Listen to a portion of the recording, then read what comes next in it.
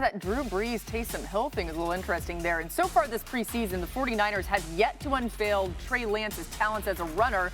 He's just one rushing attempt for 8 yards. And that's something Shanahan could look to utilize certainly this season for sure. Trey Lance, a dynamic runner at North Dakota State, accounting for over 1,300 rush yards and 18 touchdowns on the ground. And Marcus, as Shanahan was talking there, you were shaking your head.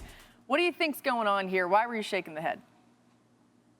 No, I get the analogy he's making with Drew Brees and Taysom Hill, but the Saints ain't draft Taysom Hill third overall. So we dealing in a whole different atmosphere if Trey Lance get out there and start balling and putting series together. But here's the bottom line. Like, what Shanahan talked about is very smart. Listen, you want a defense to worry about both of these guys playing, especially in a week of preparation when you have such differing abilities when it comes to athleticism. You want that.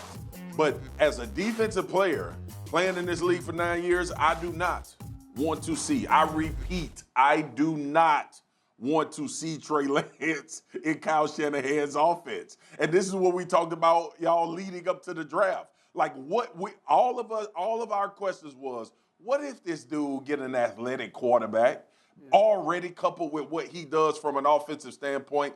This the same guy that went up to Green Bay and ran for 300 and threw 8 passes in that game with Jimmy Garoppolo. Now you put a quarterback that has mobility, that has arm strength, but you can make defenses defend every position, skill position player on the field.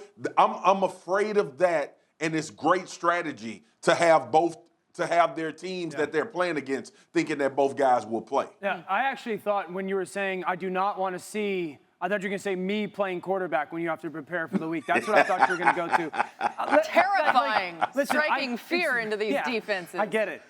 It's super smart for Kyle to even kind of communicate that he's going to use Trey Lance in these certain packages. Number one, I believe to be a rare offense in the NFL, you got to be able to throw the ball at will, and then you got to be able to run 11-on-11 quarterback run stuff. But I look at their first 5 games. Okay, first 2 weeks of the season, what stands out to me? Those are new coaching staffs. First time those coaches are ever going to have to prepare to play an NFL football game. So imagine the burden, the challenge of I'm a head coach or staff. This is the first time I've ever doing it. Now I've got to prepare for 2 quarterbacks, 2 offenses. That's Detroit and Philadelphia. Third-grade Packers. I'm assuming both those teams are going to be fighting for playoff spots at some point throughout the end of the season, and then divisional games against Arizona and Seattle. So now those divisional opponents are preparing again for, hey, how many snaps is Trey Lance going to be in? But we also got to prepare for the passing game with Jimmy Garoppolo. Then you get to week 6 and it's the bye. So these coaches, Kyle's kind of Inception-like, planting stuff in their minds, new coaching staffs, absolutely, now divisional games.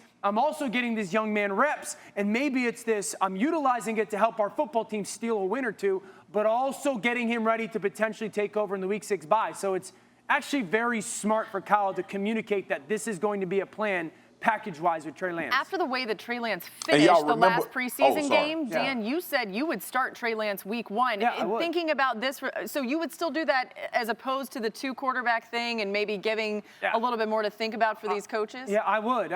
Because if I'm playing Trey Lance, they still got to think a lot about it. You know, they still got to prepare for it. So I would start him, yes. But Kyle seems to go, I'm going to play Garoppolo with a mix of a package with Trey Lance. Marcus, did you have something?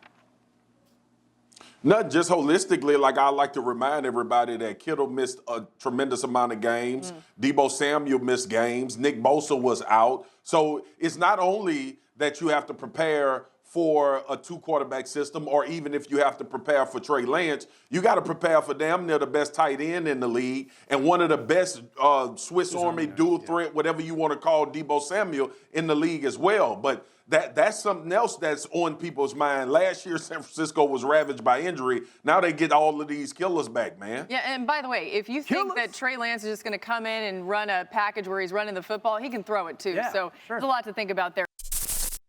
Thanks for watching ESPN on YouTube. For live streaming sports and premium content, subscribe to ESPN+.